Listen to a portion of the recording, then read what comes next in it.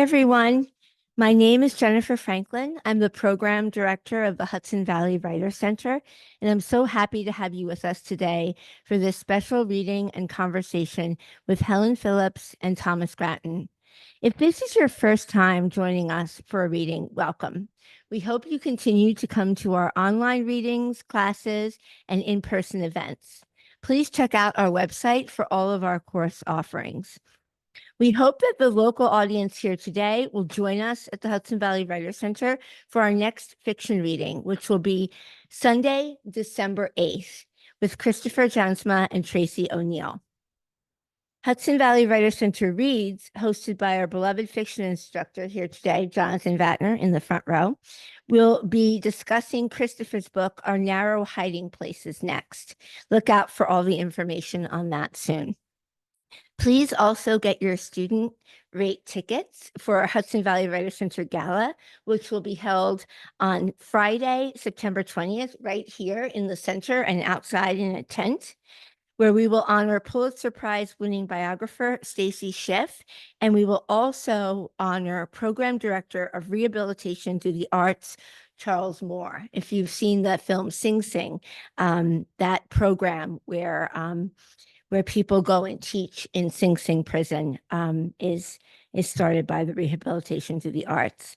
If you cannot come, but you would like to donate to the gala or the scholarship or outreach programs, you can make a donation at the end of the reading. I want to thank the board and our board chair, Mary Linder, our teachers, our students who are the beating heart of the center. We also want to recognize all the foundations and organizations that support us, including the Bidale Foundation, the David G. Taft Foundation, NISCA, and Arts Westchester. I also want to thank my colleagues, Ellen Archer, Sophia Bannister, Misty Yarnell, Christina Papadopoulos, and Leslie Zinna, who's here today helping me host the reading, and Lisa Kozin, who's here today in the audience, who writes our grants. Thomas Grattan's novel, The Recent East, was published by MCD Books, FSG, and was a New York Times Editor's Choice, long-listed for the PEN/Hemingway Award, and a finalist for the Los Angeles Times First Novel Prize. His new novel, In Tongues, was also published by FSG. He received his MFA from Brooklyn College and lives in New York City. And Christopher Bolin, author of The Lost Americans, says about In Tongues, Thomas has written a rare beauty of a novel, both thrillingly sexy and heartbreakingly human. His gift as a writer lies in his ability to reach deep into the messy flesh of his characters and extract all the awkward, barbed parts of them that make them feel so alive. Within Tongues, he brings fresh wit and insight to the beloved gay New York coming-of-age novel.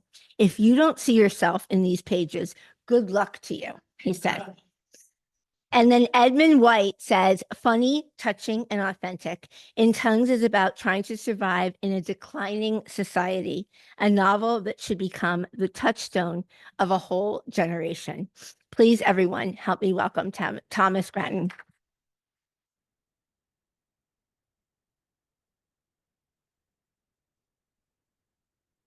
Can you hear me okay? All right. Thank you. Thank you so much for hosting this event. I'm so happy to be here and in conversation with Helen. We'll talk about this more, but Helen and I know each other for a long time. We did our MFAs together many years ago, so it's lovely to get to do an event together. I'm so thrilled to be in conversation with her. So I'm going to read from a few chapters in, mostly because all the events I've been doing so far, I've been mostly reading from the beginning. And it's fun to do something a little different. So I'll give a little background information before I read. So the main character and the narrator of the book is named Gordon.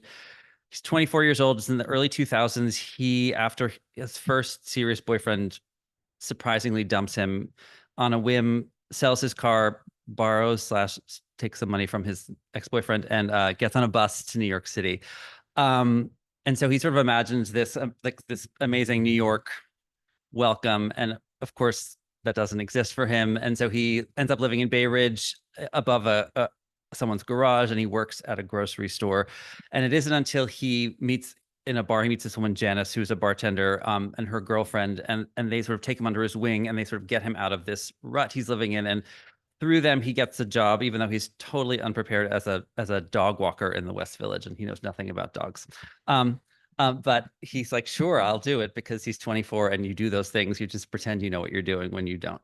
And so in shortly after he starts this job, he shows up at one of the brownstones, and oftentimes, I was a dog walker many years ago, and one of the strange things about it is you often go into these houses, especially if you're taking over for someone else, you shadow them, and then you actually never meet the people. So you're just in these spaces with these dogs and these art and and you're like, why are they letting me in? Do I have these keys? And so he suddenly one day he goes in, and there's this older gay couple, Philip and Nicola, who he meets them unexpectedly, and they invite him to stay and have a glass of wine. He chats with them for a while, and then shortly after, they call him and they tell him they're having this dinner. And for this brief moment, he thinks, "Oh, I'm being invited to a fancy dinner at the art dealer's apartment." They want him to help as the sort of like the cater waiter helper. Anyway, so I thought I would read from chapter 3, which is it's really the story of him actually showing up at this dinner, and the awkward way he works for them at this dinner. The other thing, when I was practicing this, I was like, oh, there are lots of different people talking, so I will try to make the voices distinct. At one point, my partner's like, "Are you doing an Irish brogue?" I'm like, "No." I was like, okay, I got to tone back whatever I was doing. So it's very dialogue heavy. So we'll do our best. So, all right, this is the beginning of chapter 3 of In Tongues. Some dogs wound around my ankles or jumped on me as if I were a lover thought to be lost at sea. Others eyed me with princely indifference, only leaving the apartment if I dragged or carried them.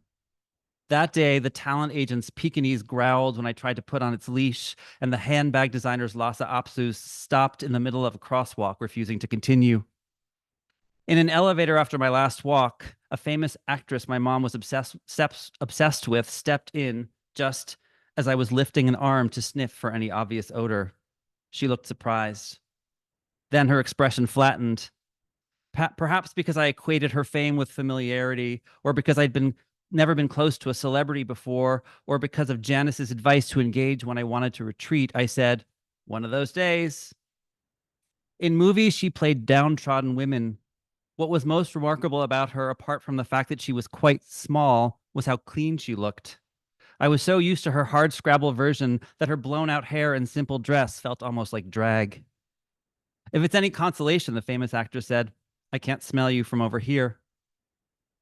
"You're my mother's favorite," I answered. Her face fell with embarrassment or annoyance. In the lobby, she left first, greeting the doorman by name. I went to a deli to buy cigarettes and deodorant, jamming them into the bag with the dark clothes I'd packed and my one nice pair of shoes. Philip and Nicola's house was quiet and cool, the floor a gleaming sea.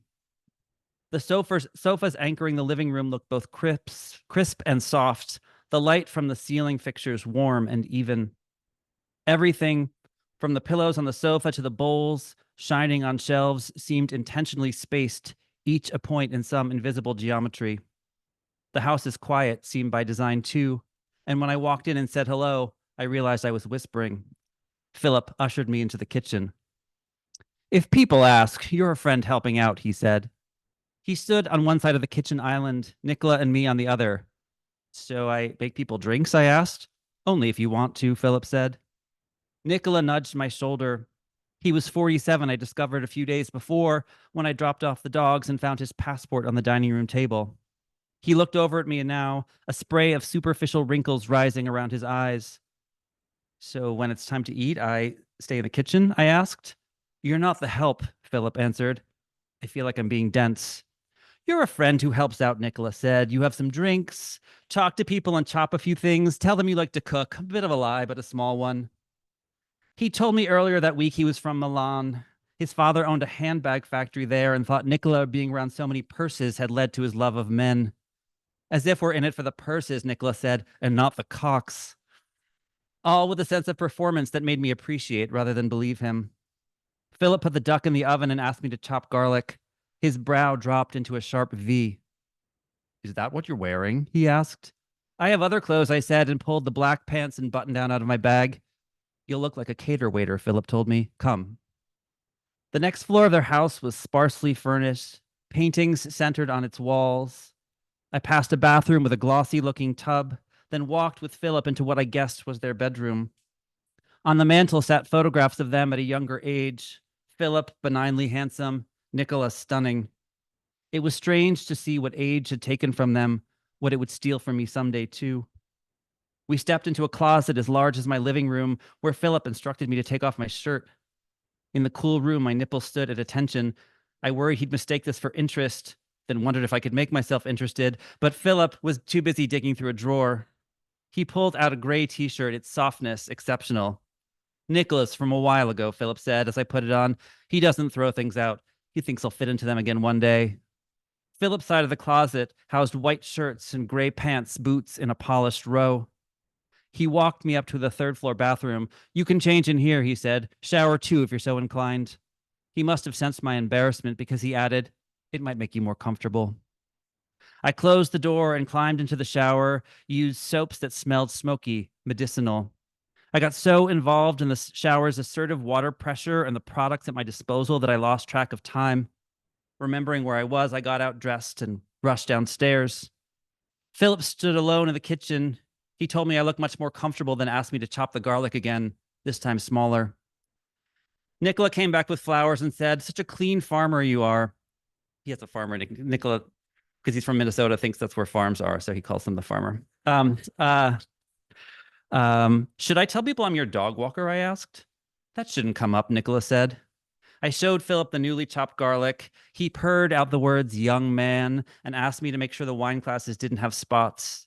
I polished each one, held them to the light to be certain. Look at you, Nicola said, laughing so heartily I could see his cavities and the red bend of his tongue. Guests began to arrive at 8. Our friend Gordon, Philip said, introducing me to a man named Marcus with a movie star face and a stout toddler body. I just opened some red, I said. Marcus lifted a glass toward me. Within 20 minutes, 6 other guests had arrived. This is friend Gordon, Marcus said to each of them and squeezed my arm. I admired his directness, was put at ease by his flirting. He was on his 3rd glass of wine. Guests watched as Philip and I chopped and assembled. Steam rose from a pot in a gurgling column. You're a chef? A woman named Audrey asked. Just like cooking, I answered. You live nearby, she asked next. Gowanus, I said. Like the canal? Like the neighborhood. I didn't know people actually lived there, she said, waving a toothpick. You're an artist then? No. Her torrent of questions left me flustered. And how do you know Philip and Nicola? The 3rd degree, Audrey Nicola interrupted. We met him in the neighborhood. He's a lovely new friend. I found out later that the guests were all art world bigwigs.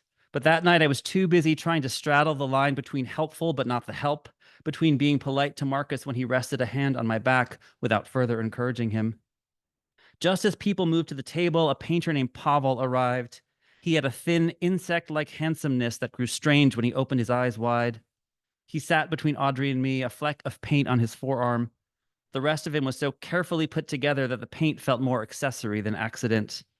He spoke with a slight accent that came out mostly in his emphasis. In New York, I'd experienced more accents than I'd ever had before, the ones in Minnesota variations in a hard-voweled series. Pavel passed me the beans. One of the guests raved about the duck. It's just so special, the man said. I took some beans, passed them. You have paint on your arm, I said. Oh, Pavel answered, but made no effort to look. You're not from here, I asked. Los Angeles, he answered. Audrey asked Pavel about his new work. There's a show planned for autumn, he said. I'm with Phillips Gallery now. Nicola started in on a story about a painter they all knew who was livid about how a museum in Berlin had hung his work. I saw that show, Audrey said. I heard they painted the galleries in army green, Marcus added. More like pea soup, Audrey corrected. The guests laughed at jokes I didn't understand, tossed names back and forth I did not know, and kept mentioning a place that sounded to me like an herb. I went to the bathroom, sat on his lidded toilet, and wished I was at the bar with Janice, where no one talked about painters or wall colors or things with price tags in the millions. Coming out of the bathroom, I found Nicola waiting. I'm sorry, I didn't realize, I said. Nicola eyed me with pleased amusement. All this talk about painting and art fairs, he said. This person's gallery, that person's collection. I find it boring and it's my job. I'm not bored, I answered. It feels more like people sharing inside jokes. I sensed Nicola evaluating me. I wanted to be liked by him. even more for him to find me interesting. And though I had no idea how to make that happen, laughter rippled through the dining room. Nicola's eyes stayed on me. I saw a famous actress today, I said, wishing I hadn't almost immediately. Nicola put a hand on my cheek, then went into the bathroom. Back at the table, Marcus, drunkenness showing in the unfocused flatness of his eyes, turned to me and said, "What do you think of pea soup?" "I haven't eaten it in years," I answered. People laughed as if I'd said some witty thing. Someone brought up a show everyone was raving about, though this person wasn't sure if it was amazing or trash. For the next 10 minutes, they argued over it. Some people agreed that it was spectacular. Another person insisted that whenever a certain critic called something a revelation, it was more likely bathroom graffiti. I was amazed not only by the strength of their opinions, but also how easily, how certainly they materialized when, for me, a trip to a diner turned complicated when asked, "How do you like your eggs?" And I wanted to answer, "I like them always." I also thought of pea soup, which my father had made for me a few times, insisting I'd like it, though I never did. At the end of the night, Marcus lingered. "The first to come and the last to leave," I said to him. "You were first, friend Gordon," he answered. Philip sorted through leftovers. He seemed to do everything in their house. Organizing, managing logistics, constructing complicated meals. Nicola's sole role to charm. What had hardened into regular handsomeness in Nicola had been delicate years before. Large Cleopatra eyes, a knife-edged jaw. Moments of that beauty resurfaced when he smiled a certain way or held his head at a particular angle. But it was all about placement now, and I understood the work it took for Nicola to disguise how time had its way with him. "No need to stay and help clean," Philip said to Marcus. "Friend Gordon is entertaining me," Marcus answered. He wanted to sleep with me. I wasn't particularly keen on the idea. It reminded me of the park, though at least there it had been a choice, one that was often excitingly seedy. As Marcus watched me scrub the stove, I grew much more unsure as to how to extricate myself. His flirtation had anchored me for most of the night. "You live around here?" I asked him. He smiled as he said Chelsea. My question translated his interest. "You're a very nice friend to help clean up," Marcus added. "No need to be coy," Philip said, and went to get Marcus's bag. As soon as Philip disappeared, Marcus kissed me. His tongue pried my teeth open, fingers raked through my hair. His other hand pushed under my jeans and underwear, and a finger jabbing at my ass with wormy determination. "I know we asked you to be friendly to the guests," Philip said, having returned. "Marcus, he's actually the help." I removed Marcus's hand from my jeans, stacked bowls back where they belonged, as if a moment before I wasn't being fondled. Philip blew out the candles. Smoke slunk upwards in lazy coils. "I can wait for you outside," Marcus said. He kissed me again with Philip only a few feet away, and this dinner suddenly felt like a joke I was the butt of. I missed Foodland, that's the grocery store, and the same way I often, when faced with new daunting disappointment, long for familiar ones. I cleaned a wine glass, set it to dry. An acquiescence pushed me toward Marcus, along with a sense that I wasn't getting what I wanted, but at least I was getting something. What had seemed sturdy about the night turned rickety. I was about to tell Marcus I'd meet him outside, to walk with him to his well-appointed apartment, sex in exchange for soft sheets and drunken interest and the quiet sleep of a rich person's apartment, when Philip said, "Go home, Marcus," in a scolding tone, and Marcus left. I'll stop there.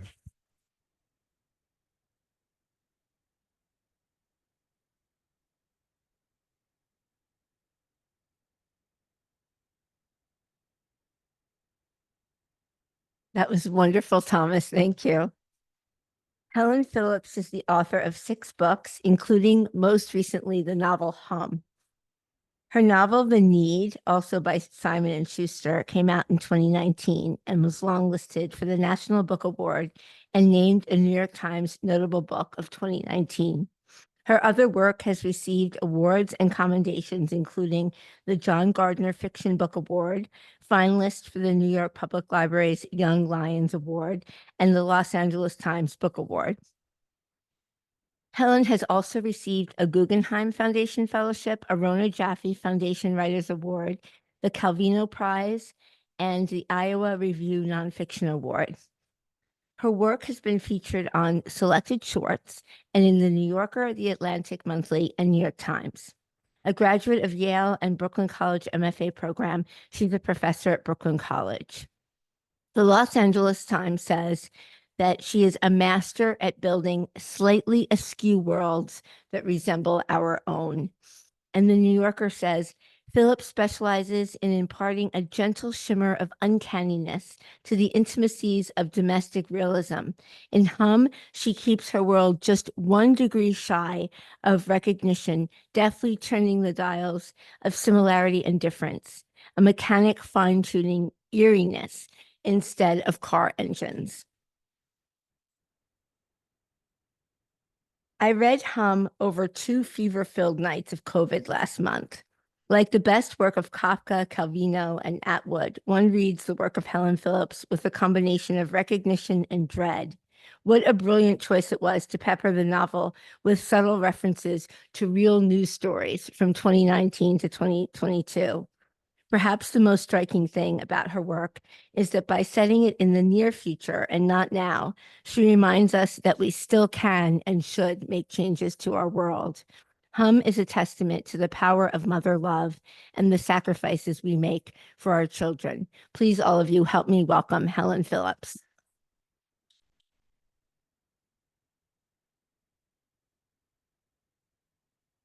Hi, everyone. It's so wonderful to be here. Thank you so much, Jennifer. The Hudson Valley Writers Center has been supporting me for countless years, and I'm so grateful to you. And thank you also to Sophia and to Leslie and everyone at the Writers Center. You guys have been so supportive. And thank you to the students from my workshop from this afternoon who are here. That was so much fun, and I'm glad to continue the conversation. And to some dear old friends who have come, fellow Brooklyn College MFA in the house. So thank you all so much for coming. And really it was so fun to hear you read that aloud and the humor of it, which I enjoyed as when I was reading it myself, but it's so fun to hear it out loud and I laughed even more. And it's just really exciting to be here together. We were in a writers group together for a long time and have been reading one another's work for a very long time. So this is cool because we were told to read for 15 minutes, which usually it's just like 5 minutes. So, and I thought 15 minutes is kind of long, but then I was totally wrapped by your reading. So I'm like, okay, 15 minutes is good. So I'm going to put my timer on for 15 minutes. And I don't know if that will enable me to read the entire first chapter of Hum, but we'll get a good bit of the way into it. And I think it makes sense just to read the first chapter because it's an alternate reality. So it will help orient you guys in what it is. And it needs no introduction since we'll be at the very beginning. So this is the first chapter of Hum, and I will just yell over the train as needed. Actually, I'm going to wait for this one because then you can hear the first line. The needle inched closer to her eye, and she tried not to flinch. Above her, the Hum hovered, immaculate and precise, the steadiness of metal, the peace of a non-biological body. She had heard of elderly people who, at the end, chose Hum company over human company. The Hum paused to dip its needle finger in antiseptic yet again, then re-extended its arm, a meticulous surgeon. Its labor was calm, deft, as Hum labor always was. Yet the pain grew crisp as the needle moved across her skin toward the edge of her eye, a slender and relentless line of penetration. The numbing gel must be wearing off. She had twice endured childbirth by imagining her way out of her body into a forest, the forest of her childhood, a faint path weaving among evergreens. But now the forest of her childhood was receding even in her memory. She needed to picture some other forest, not that particular forest, which was gone, burned. A forest. She tried to force her mind into a forest. The Hum retracted the needle and, with the fingers of its other hand, carefully reapplied numbing gel to the area around her eyes. She felt that the Hum had read her mind, though she realized it was simply reacting to the mathematically dictated decrease in the gel's effectiveness over time. Please let me know, the Hum said, such a soothing voice, when it is numb again, May. Long before Hums existed, she was one of many hired to help refine and deepen the communicative abilities of artificial intelligence. She had taken satisfaction in the process, in the network's increasing conversational sophistication and nuance, and her small but meaningful role in that progress, until the network exceeded human training and no longer needed their input. But despite all those years of hours spent at her desk in dialogue with the network, it was very different to be speaking to a hum in person, to have a hum's actual body near her actual body, each of them taking up a similar amount of space in the room. She had never before been this close to a hum for this length of time, for this intimate a procedure. Back when she still had dental insurance, her dentist proudly introduced his new colleague, a hum with dental tools in place of finger attachments. She was tense the whole 20 minutes, her toes clenched inside her shoes, but her teeth had never felt so fresh. The hum passed her a plastic cup of water. It was not wearied by the hours of labor. Probably there would be someone else after her, another guinea pig, and another, for the hum could go on and on and on, charging remotely, its grace unyielding, while she frayed more by the minute, her body sweating and growing thirsty. The first time she had seen a hum standing at a bus stop on a sunny day last year, she had mistaken it for a sculpture, clean silver lines of arms and leg and neck linking oblong head and torso and feet, small spheres at elbow and wrist and knee and ankle joints, polished plastic and brushed aluminum, a gleaming thing. A week later, she saw another hum on the subway, and soon enough, she saw them on a regular basis, dispensing medications at the pharmacy, taking the kids' blood pressure at the pediatrician, patrolling the streets alongside human police officers, in such high demand by government institutions and private corporations that the company who had figured out how to so elegantly embody the expansive brain of the network had a wait list months long. "Thank you," she said, accepting the plastic cup of water from the hum. She sat up in the operating chair to drink the water. "Do you want to see yourself, May?" the hum said. "No," she said, "thank you." She would wait until the end, until the alteration was complete. Sitting up, momentarily free of the needle, she was overwhelmed by dread. What if Jem was right? He had cradled her face in his hands in bed last night, his eyes damp in the lamplight. It had been a long time since he had touched her with such care. I'll wait. "It's not like I'm going to die," she had said, closing her eyes. He moved his fingers over her eyelids, her nose and cheeks. "Money, honey," she said, opening her eyes, straining for levity. "Blood money," he said. "Skin money," he corrected. "Rent money," she corrected, a flash of rage. "Grocery money, dental bill money." He took his hands off her face, turned away from her with a pained sigh, reminding her of other middle-of-the-night conversations that had ended with a pained sigh. Staying up too late, exchanging panic about the children's futures. What will this planet hold for them by the time they're our age? Deliberately, she placed her hands on top of the knot in her stomach. In exchange for the use of her face, she was being given the equivalent of 10 months' worth of her salary at her bread and butter job, the solid, stabilizing middle-class job that had brought them to the city a decade before, the job that provided certain comforts to which she had become overly, shamefully attached. Buying daffodils at the bodega, dropping $60 on a dinner out at the diner with the kids for no reason. The job she had lost because now the network could teach itself, because Nova and HR could only convince May's boss to keep her on for so long once her irrelevance became irrefutable, 3 months before. As soon as she was released from this room, she would catch up on the overdue rent. And even after she beelined to the ticket booth, did the outrageous thing, the splurge. But it wasn't a splurge, not really, more like a reset button for their entire lives.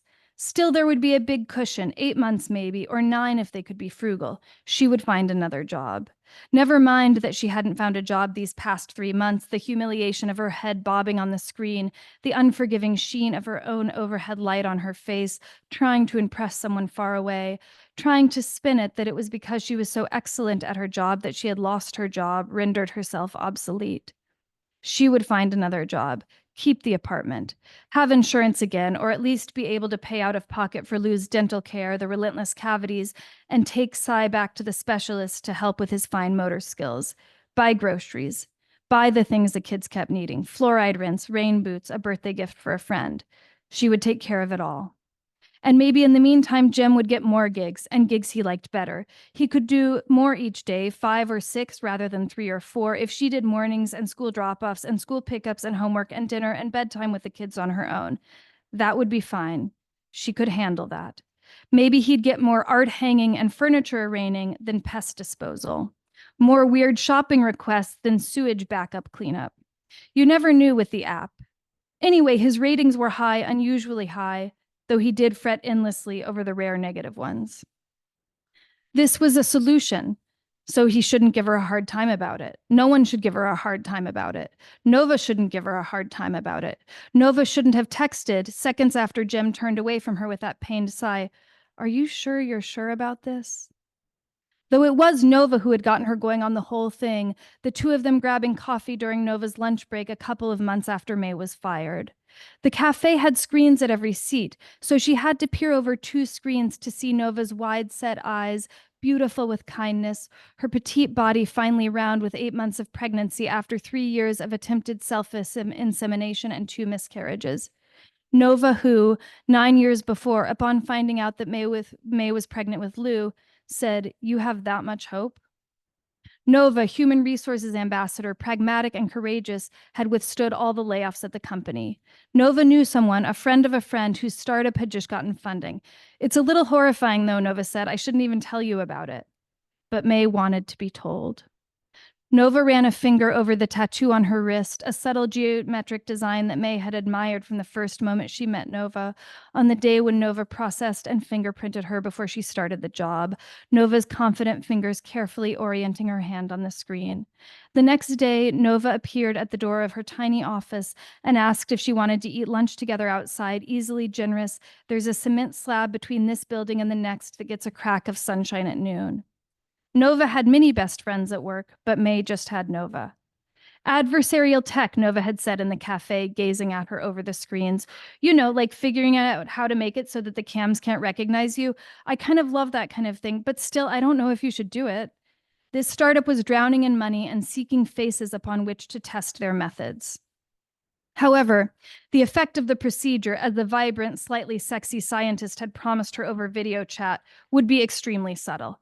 This is not radical change. This is barely perceptible change. Certainly not noticeable to acquaintances, and only a bit discernible to your nearest and dearest. Nearest and dearest, he had said that, with pots of cacti and other succulents behind him in a room glowing with windows. "Just enough to trick the system," Dr. Haight reassured.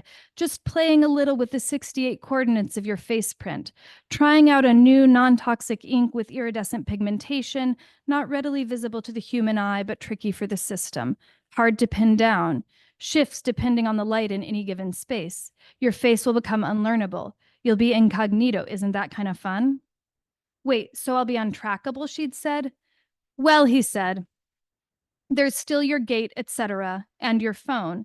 But say you didn't have your phone on you, then you'd be pretty close to invisible as far as the system is concerned."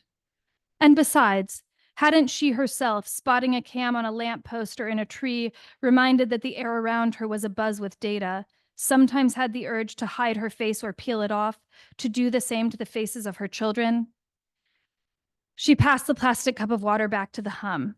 "Yeah, okay, it's so much $, $, Nova had texted, "but it's your $face $." "I can find more gigs," Insomniac Jim had promised Insomniac May.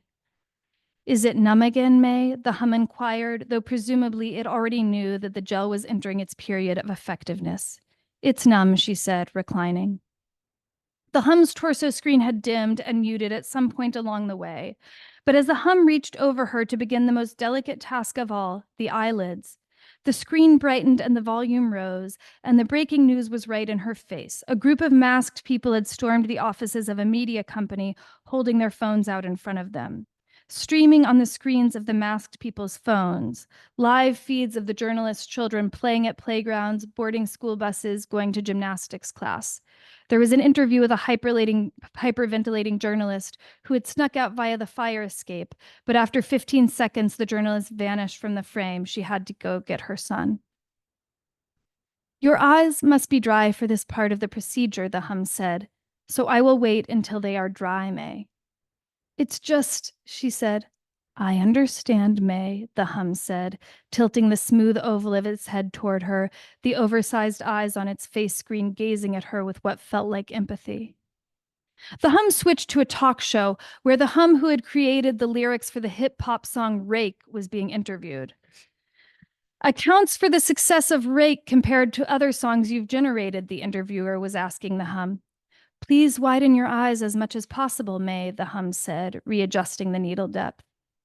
The diminutive hum height of 4 feet 11 inches seemed particularly diminutive in the large chair across from the interviewer, a broad man with a loud voice. The hum placed the needle at the corner of her eye. Please widen your eyes, May, the hum reminded her. Because who needs a soul to compose a soulful song, am I right? The interviewer said, pleased with his question. The needle buzzed along her eyelid, a dull hurt that increased by the moment. The numbing gel was already wearing off again, or was perhaps of limited utility when it came to the eyelid itself.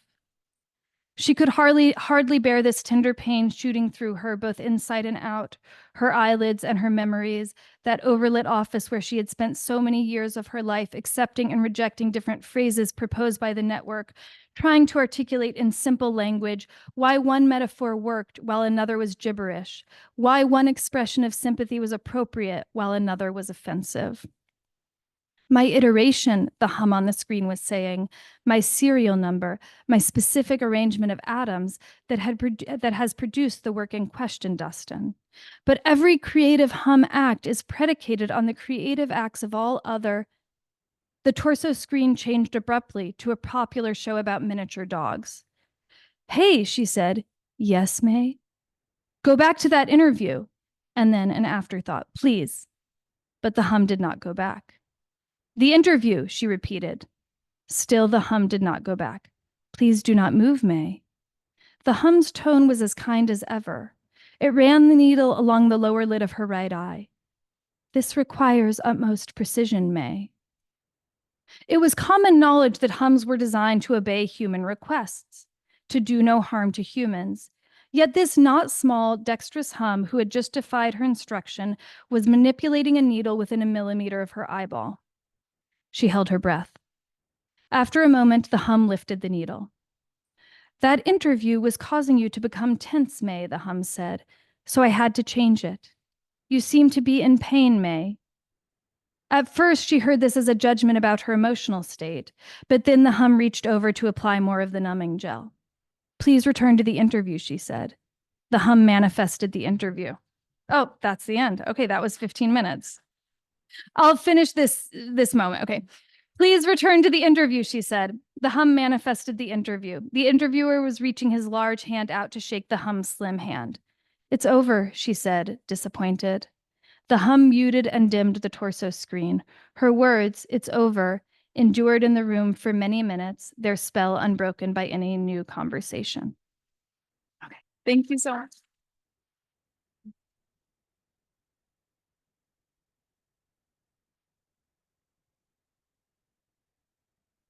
And now Tom and I get to talk? Yeah, let's do that.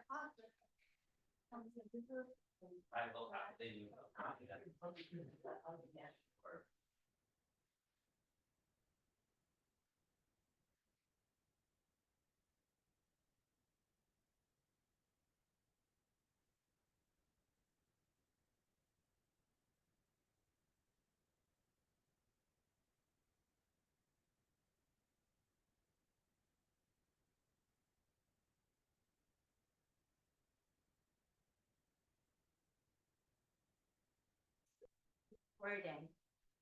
Could you just microphone? Sure. Can you hear this? It's on. Okay, great. All right, cool. That was great. I loved hearing. Well, hi, Helen. We super, which is I love too. I love that it was very like they're such different stories. I guess we're gonna ask each other some questions first, and then we'll open it up. Yeah, yeah. I actually want to ask about the sort of this choice to have her face minutely altered, because I think that's such a genius choice, and it just really shaped the whole book. So I would love if you could talk a little bit about that choice and sort of how you felt like it informed the rest of the story, because I was really haunted by that moment, and then it keeps sort of going as the story goes on. Okay, so there's sort of a thematic answer to that and then a personal answer. So the thematic answer is that she undergoes this surgery that supposedly will not change her appearance very much, and she gets a lot of money for doing this. This is, as you guys just heard, her solution for this financial crunch. Of course, when she goes home and her children see her, they are very upset because the differences are subtle, but what's creepier than a subtle change to a face that you love and know well? And there is a feeling throughout the book of May's identity just being a little unstable to herself. And I feel like that's just making concrete that metaphor that she is not solid in her selfhood. And you'll have to read the book to learn if she ever gets more solid than she is. I have noticed, and this is like needs to be psychoanalyzed by someone who's not me, but a lot of my writing has doppelgangers. Like The Need is a book with doppelgangers. I wrote a story called The Doppelgangers. In all of my books, there's this feeling of a self and then a different version of the self. And I feel like that's part of it too. There's something about the identity. She's herself, but not herself. There's a little bit of a gap between who she wants to be or who she's trying to be and who she actually is.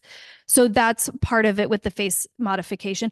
Also, I'm very freaked out by facial surveillance. When I was working on the book, I did a lot of research, and one article I read was a article in the New Yorker called The Adversarial Man by John Seabrook, and it's about people who try to create different ways to defy the facial surveillance that is pretty ambient in many spaces that we're in, especially cities. And you can't go outside without your face. There are other kinds of surveillance that you can maybe turn down. Like you could turn off, not that I ever would turn off my tracking on my phone. I like to know where I am, but it is a form of surveillance that you have a little more control over, but your face, you just take it wherever you go. So these people are interested in figuring out ways to make themselves unidentifiable. So one thing you can do is you can put on really dramatic makeup. Then you can become mysterious to the surveillance system, but you also then look totally weird to any person you pass. So you might be anonymous to surveillance, but you're not anonymous on the street. So I was thinking some about that theme in the book. But then my final part of this long answer is, when I was 11 years old, I lost my hair to the autoimmune condition alopecia. And when I was about 14, my mom and I made the decision that I would get eyebrows and eyeliner tattooed on my face.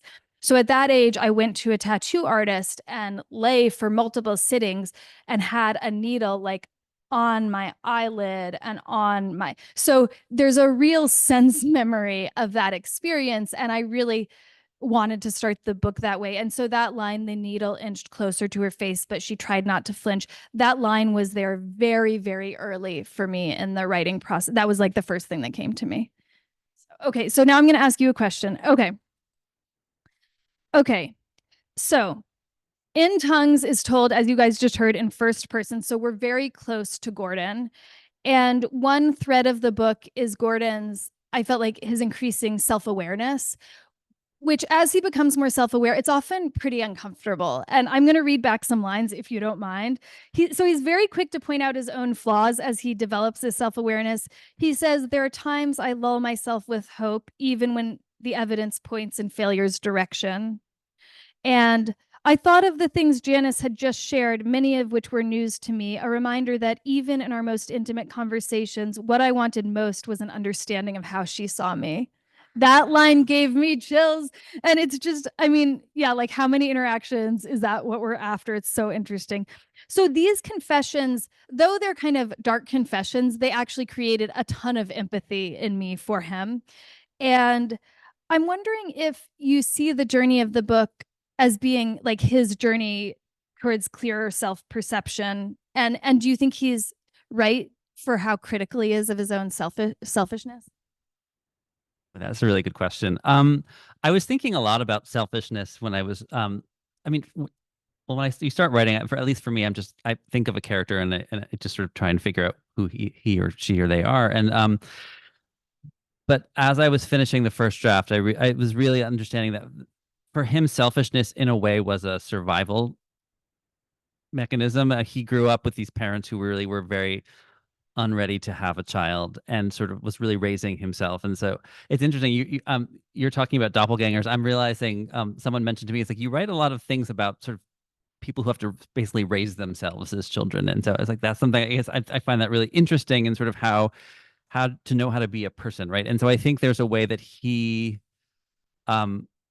selfishness became a coping mechanism for his younger self, but I think everyone has some level of selfishness, but then I think it becomes so, he starts to realize how that actually keeps him from real closeness with people, because it's really all about him. And Janice, who is this friend he meets early on, the bartender, and really I think becomes probably the biggest connection he has in the whole book. Still, there's a way that it is well, what do you think of me? And I think there is a real sort of sense of him not knowing who he is. And so so there's a way that, so I do think,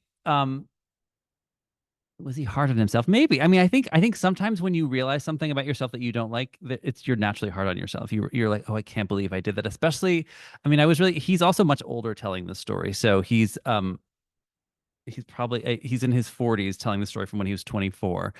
And I do think there are those moments you look back at your young self and you cringe at just what you've done, that you think is, oh, that's totally cool. It was totally cool and okay. And then in retrospect, it feels kind of shocking what you tried to get away with or did or didn't. So I do think there's like a shame that he experiences, that he's trying to parse out. And I do think he is less selfish. I'm always interested in characters who change, but who also don't change, because I think it's really easy for him to be like, and then I was never selfish again, which is not the world, or not. And so I think there are even moments later in the book when he is older where he makes some crappy choices akin to his choices as a 24-year-old. But what's different is that he writes what he's done, and he sort of has this moment of like, okay, I did this thing impulsively and I need to fix it, as opposed to I need to pretend I didn't do it, which creates this larger issue for him. So I guess, yeah, I was really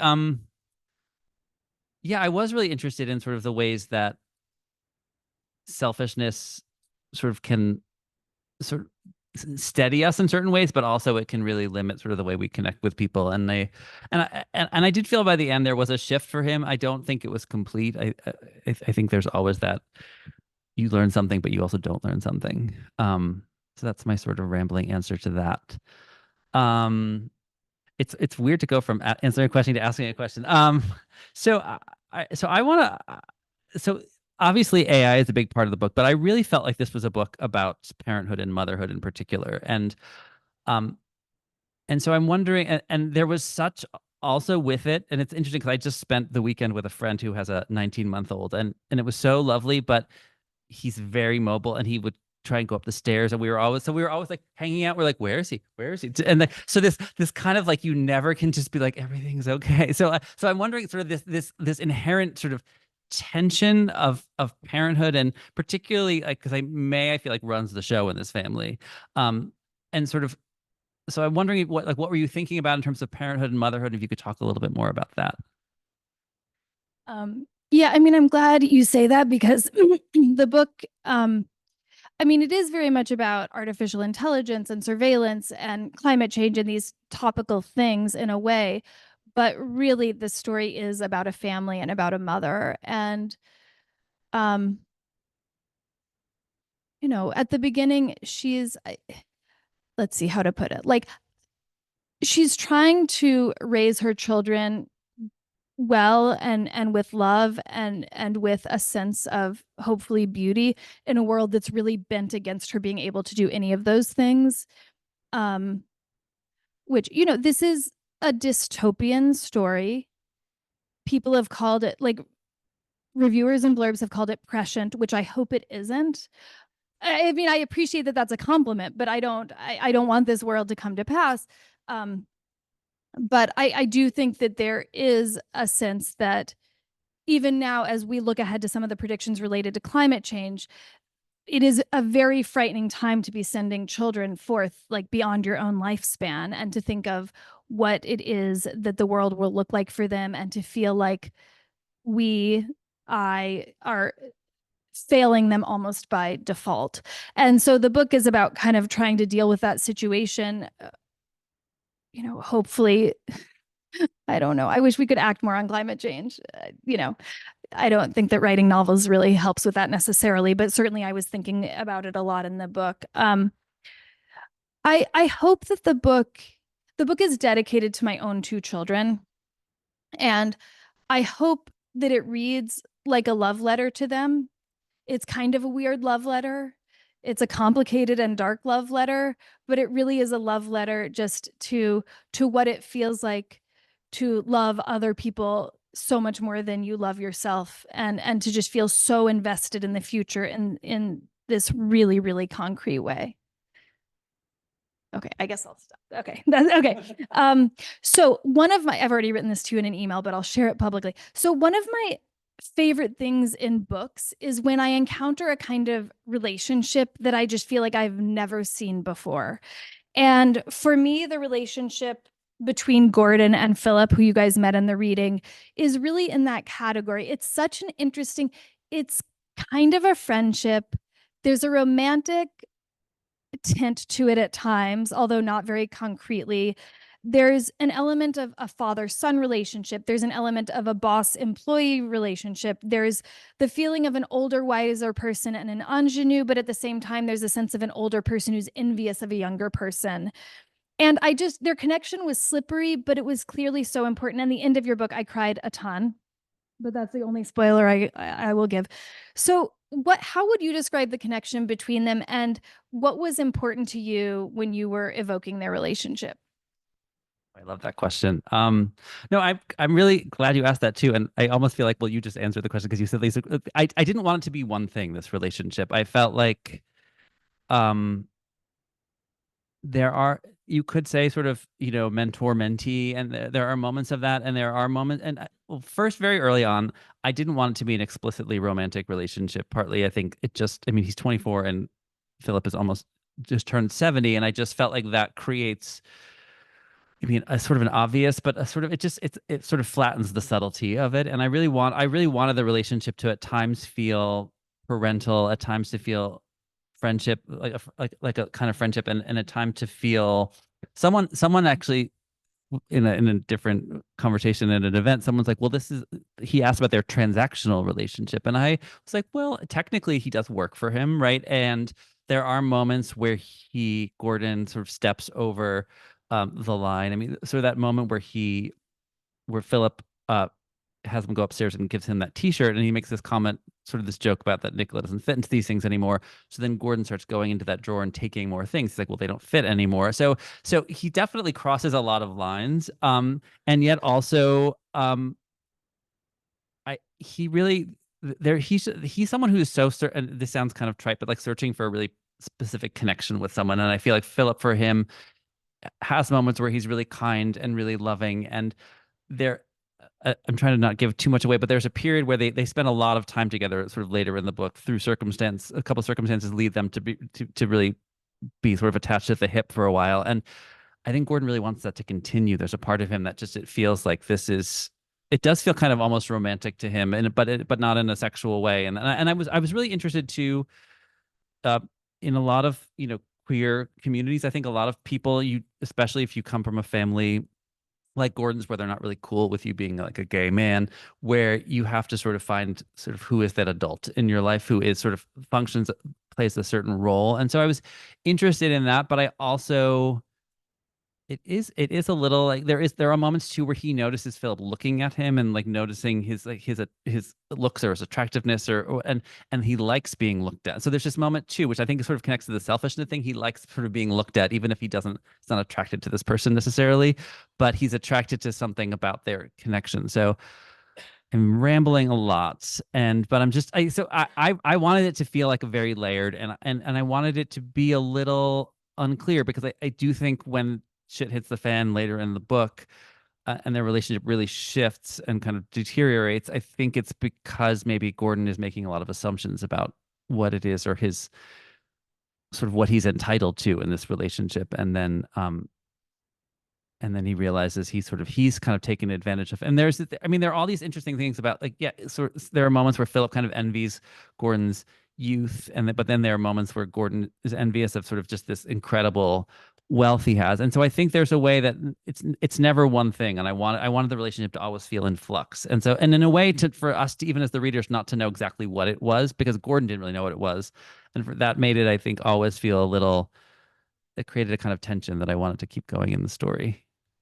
So I want to, because it's funny because your last question, when you finished your last answer, I was like, oh, I have a follow-up question. I'm like, oh no, I'm not. So it's sort of, so there are these moments where where beauty and terror are really sort of, they come up against each other really, really close a lot in the story. I mean, one thing I was thinking about is this botanical garden, which for me, it felt like the Brooklyn Botanical Garden, but it's become sort of this place for wealthy people to spend long weekends, and these cabins. And it's also the fact, it almost felt, I'm assuming there's some sort of dome over it because the air is, because you also talk about air quality, like all of these things. I was thinking about was the last year when all those or 2 years ago when those fires were happening. And so I'm trying to think of how to form this question. So there's these moments that are, every moment that's beautiful, but also becomes terrifying really quickly. And I'm wondering if that was something you were intentionally playing with, sort of because even when they're in the botanical garden, something terrible happens with the kids, and that like, stressed me the leap out. So I'm wondering about like sort of just the connection between the two in the book, because I felt like I read that, I saw that over and over again as I was reading. Yeah, I mean, I feel like this could be psychoanalyzed too, right? Like you can't have beauty that isn't immediately followed by something terrifying. I don't know. But I mean, one thing about what you said about the wildfires, it's interesting writing into a near future now, because as you're imagining the future, the present catches up in the time that it takes to write a book. So certainly the wildfires, because I read The Uninhabitable Earth by David Wallace Wells while I was working on this book, and he really emphasized, he said, like, we think a lot about the oceans rising, but air quality is a really bad impact too that's going to be very widespread. And so I emphasized that in the book. And then after I had finished the book, we had air quality of 450 AQI from the Canadian wildfires. And then also when I was researching the book starting in the fall of 2019, we had GPT-3, which was a precursor to ChatGPT. And that all happened after I finished the book. So this is kind of a side note, but it's amazing to be writing into the near future and then how reality is catching up quickly. I need to be like more imaginative or something. But the beauty and terror, yes, they do go hand in hand. The thing that she's splurging on with the money she makes from this face surgery is 3 nights in this coveted botanical garden, which is the one remaining green space in a city that has been highly impacted by climate change. And it's beautiful and restful. It's like this, actually. It's like beautiful rivers and trees and peace and quiet. But there's always something complicated about that. They're only going to be there briefly. This Eden has only been earned by defacing herself. This most basic thing of just being able to walk in the woods in peace is so fragile. And my parents live in a place in Colorado that hasn't burned, but is at risk of burning, is a very fire-prone place. And as climate change accelerates, I just feel like whenever I go to a beautiful place, I'm like, oh, I wonder what kind of climate disaster this place is susceptible to. So. You're not wrong. So I try to enjoy beauty as much as I can. And I am someone who, like, I seek beauty and awe, and I see beauty and awe everywhere. And as the book goes on, after she leaves this Eden of the garden, a change that I infused in later drafts is that she begins to see more beauty around her in the city too. I don't know if you noticed it. It's kind of subtle, but I did put it there, that she starts to notice, like, plants that grow up between the cracks, and just little moments of mercy and beauty in that. So.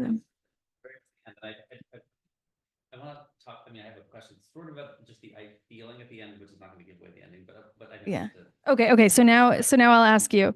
But yes, I don't know. I feel like I haven't answered that question very well, but I don't know. I just feel like every beautiful moment has its complicated side too. So I think that also what was so compelling and unnerving. Like every moment there was this beautiful, lovely, intimate just scene, and then something, and then you kept like sort of pulling the rug out under us, and So really, I was the first one of the people who read, I think, in a day. I just couldn't stop reading it. And my partner was like, "Are we eating lunch?" I was like, "No,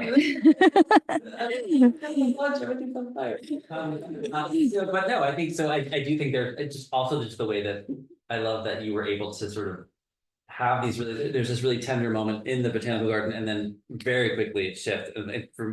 And also it was for me. I was so invested in that lovely moment that suddenly when something happened, I kind of had forgotten about the rest of the world too. So I don't know that there's this way that you wrote it that I just found so compelling, and just the way the world is where you're everything's lovely and then something happens 5 seconds later. You're like, how could I have been calm 5 seconds ago? I mean, lest people never want to read the book because it sounds so terrifying and depressing, I want to say that I really wrote the book.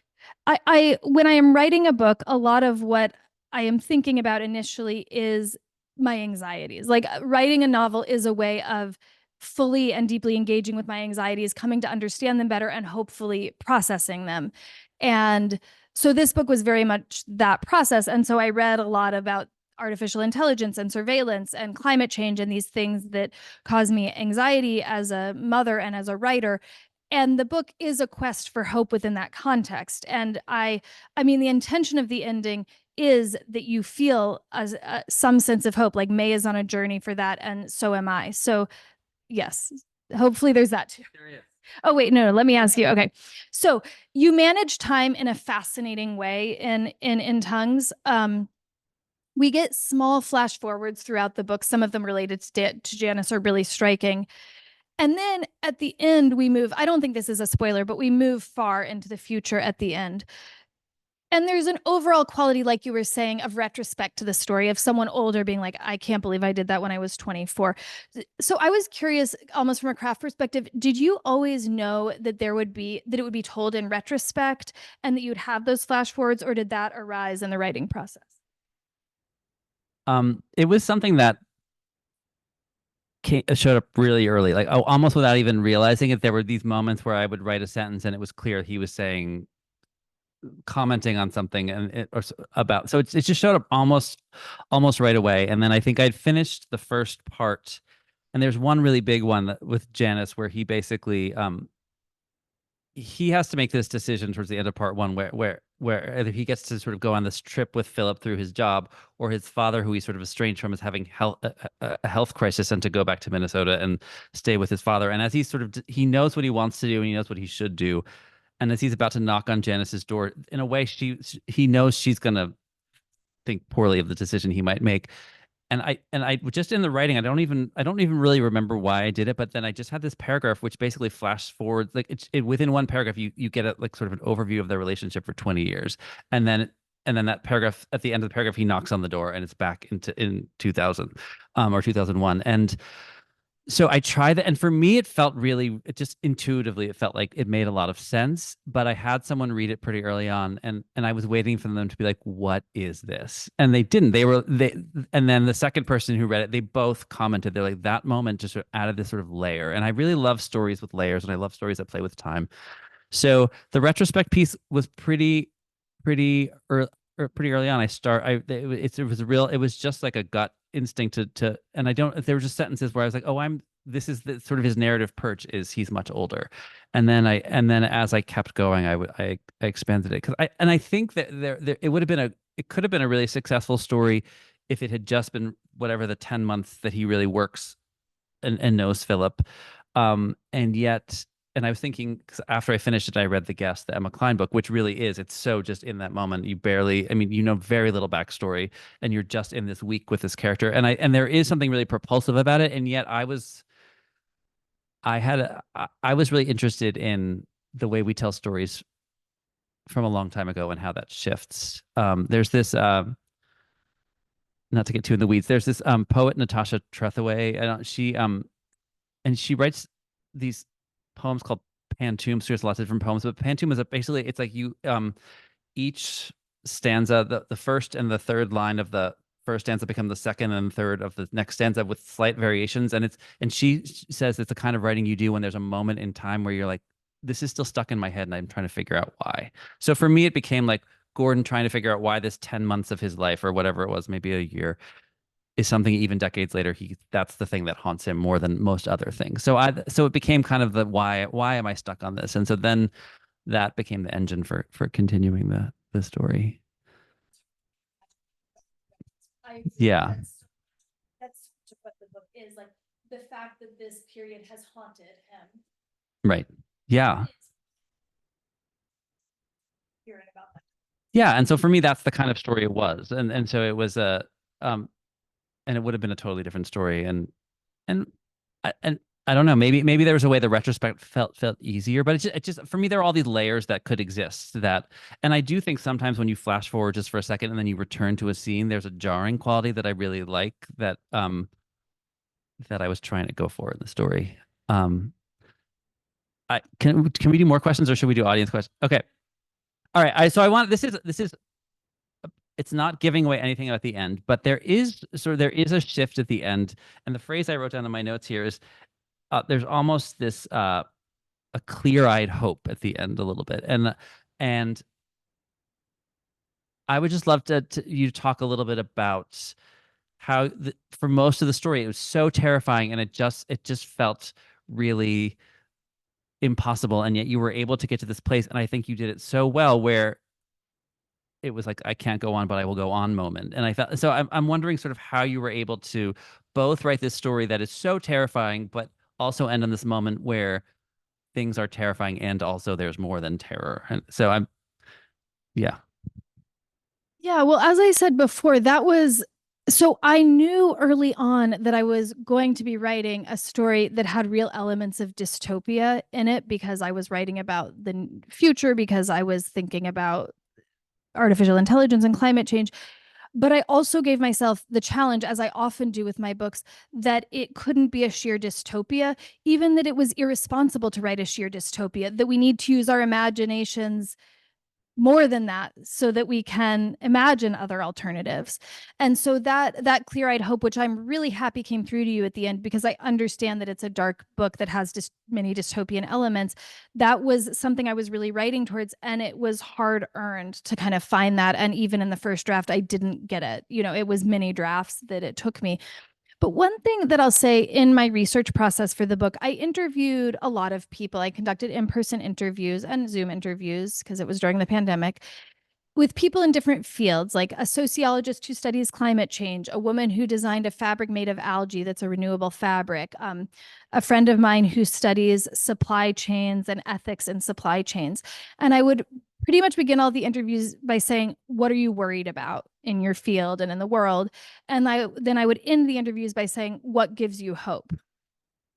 And across different disciplines, multiple people said collective action. Collective action is the only thing that can really make a difference. Collective action is the only thing that gives me hope. And when I see instances of collective action in my field, then I feel hope. And there is not a moment in my book that is like suddenly collective action is going to resolve these problems. But in a soaringly romantic moment at the end of the book, her husband's cell phone dings in his pocket because he's receiving a text. And rather than getting it out of his pocket, he keeps his eye contact with her. So this is like the height of romance in our world. But there is like, May is on a quest to connect with herself, with her partner, with her children, with nature.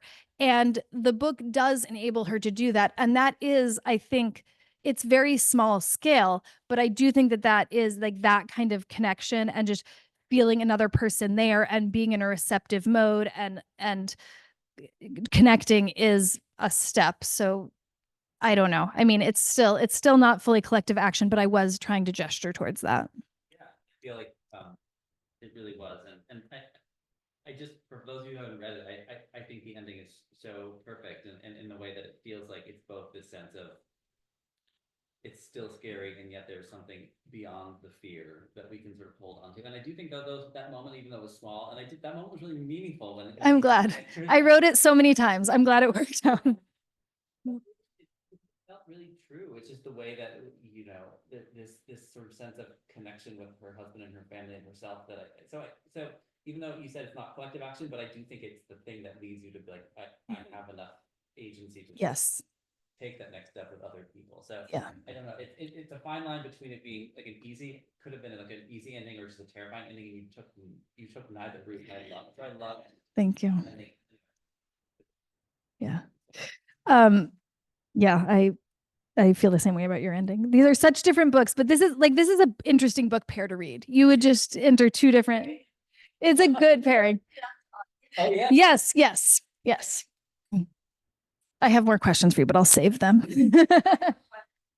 Yes, you told me you had. And I don't know that you can answer it without giving things away that you don't want to. But you were just talking about the ending, and I think you're talking about before the epilogue. But what I couldn't figure out the epilogue.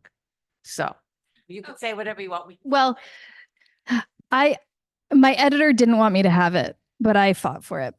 So, but it's really hard to talk about without giving away the ending. So I will just say that she will go into she gets to enter the womb and re-experience experiences that she's had over the course of the book with perhaps a new angle on it. Yeah. So yeah. So we get kind of a return to the beginning, and I'm going to be careful here with my words so as not to reveal, but I do envision it that she is experiencing the events. She is about to experience the events of the book again. And there is a lot of stuff in the book about a scene that you see will be then regurgitated at a later time. And that was really important to me, like the way that little moments that are just passing things because of texting, because of video, because of surveillance, they have a permanent life that in the past, these little throwaway moments wouldn't have. So that was something I was thinking a lot when I was writing the book, just of what it's like to have, we almost have too much record keeping potentially. And that causes problems for her, obviously. Yeah. Yeah. Yes. This question's also for Helen. I read your book and I haven't read yours yet, and I look forward to that. I loved it.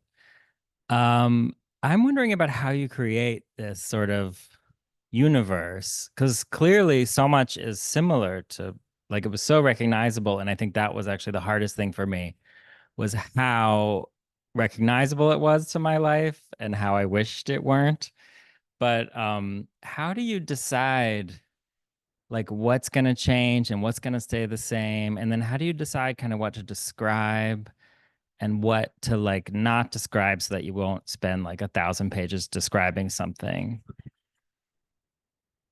Yeah, that's a really good question. And it actually takes me back to something that I was talking about with my workshop today, which, there's so many subtle calibrations that happen, but I should share with you guys that the book used to be twice as long as it is. And so there was a draft, literally twice as long, that had a lot more explanation and explication of the world. And when I was revising, so much of it was just removing that stuff from it, because the quality I wanted it to have is that like recognizability, but not quite, which I think is a very eerie feeling. It's like, is this our world or is it not?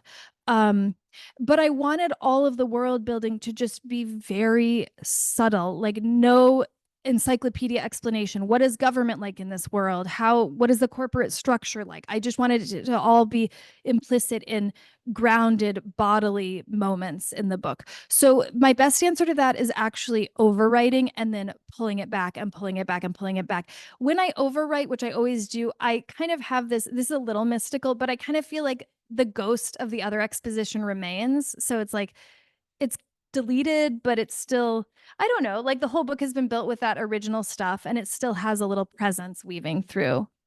But I really, for me, when I read alternate realities, I'm so much more compelled by them when it's really subtle and embodied and not explained to me. So it's hard though. It took a lot of work. A lot of the revision was sort of how much do I reveal about this world? How do I pull back and that kind of thing.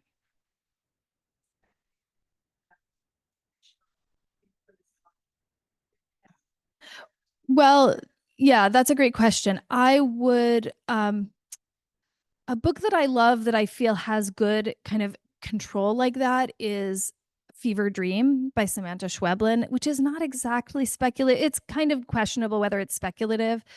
Another one that I cannot recommend highly enough is The School for Good Mothers by Jasmine Chan, which is about a woman who, yeah, it's interesting. I mean, it's pretty much our world, except they have these really advanced robots, and she, after kind of making a mistake with her own daughter, she has to then mother a robot properly, and they're really advanced robots.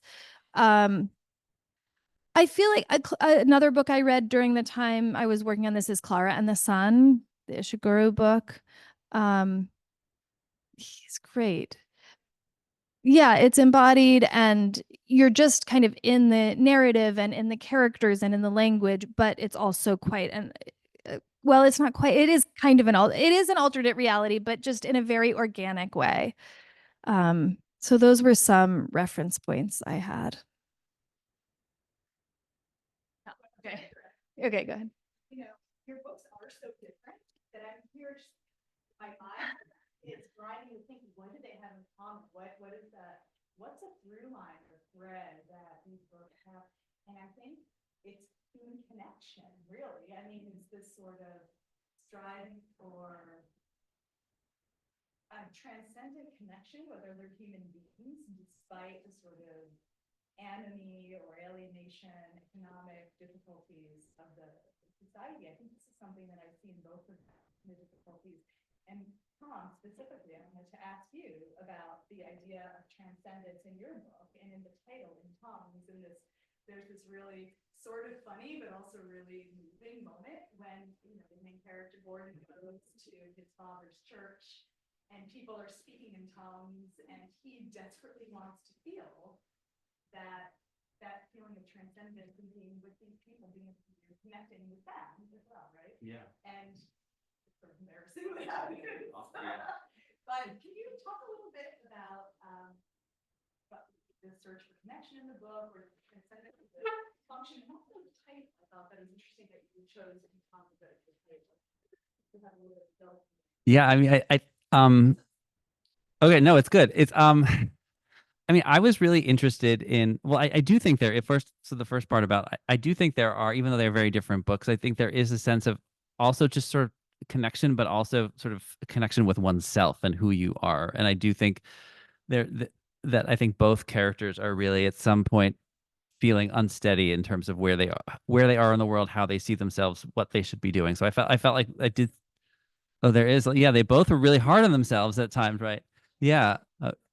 So I think I feel like there's a lot, even though tonally they're really different, and but I do think there are lots of connections. I mean, I'm really interested in the idea of belief and religious or otherwise, and sort of, and because I think it's really easy to, as a not particularly religious person, it would be really easy to sort of kind of just make fun of it, mock sort of this hyper religious experience that his father is experiencing. But I do think there is a way. I mean, if you're, the most obvious thing with the title is sort of spiritual and physical ecstasy, like in tongues. It's sort of, I mean, and like obviously tongues, you use those a lot when you're doing stuff. So that sort of felt a little like cheeky in that way. But the more I thought about it, it felt like he really, in that, when he sees his father speaking in tongues the first time, there's a summer when he's a teenager where his mom sends him to stay with his father, and as much as he wants to sort of be like, this is total bullshit, he finds a real beauty in what his father and these people are doing. These people he sees who just don't say more than two words in a row, and suddenly they're unfurling this sort of, these sounds are coming out of them, and they're on the ground or they're standing up, and he finds just sort of the transformation of that really fascinating. And so I was really interested, and there's a later moment in the book where he goes to it, like he is somewhere else, and he's just really lost in lots of different ways, and he realizes, oh, it's Easter, and he's in Mexico City, and he like goes into this church, and he sort of decides, I'm going to just pretend I feel something because everyone else around me feels something, and maybe hope it catches, right? So it's like, but he's like, it's sort of like fake it until you fake it more, because he is so I think he really wishes he could, and so there's this envy he has. I mean, he has a lot of envy of people, including his father, the fact that his father has found this thing for him that really is a grounding force, and I don't think he necessarily feels like he has that. So I was interested. Yeah. That moment, and that moment was one of the earlier moments I wrote. And but I don't, when I'm first sort of coming up with ideas, it's like a document that's moving all over the place. There's nothing particularly sequential. So the earliest scenes I wrote were the scene where he meets Philip and Nicola for the first time, and then the scene where he speaks in tongues with his dad. And so, and something about that. And then also, so Philip and Nicola are very much part of the New York City super wealthy art world, which it is like they're speaking a different language when you're with these people, because it's so specific, it's so insular, it is so unwelcome to outsiders, right? So I think the fact that he shows up in this world and spends some time, I think he also feels like I'm at this dinner with people, or I understand these words, I don't understand what they mean together, right? So I think there's all this idea of language that you can't understand, and I also this idea of speaking in tongues. It's interesting that I think everyone does it. I imagine everyone does it differently, and so it's just this personal sound that to you means something that doesn't mean something to anyone else. So there are all these different layers that became really interesting as I was sort of exploring that.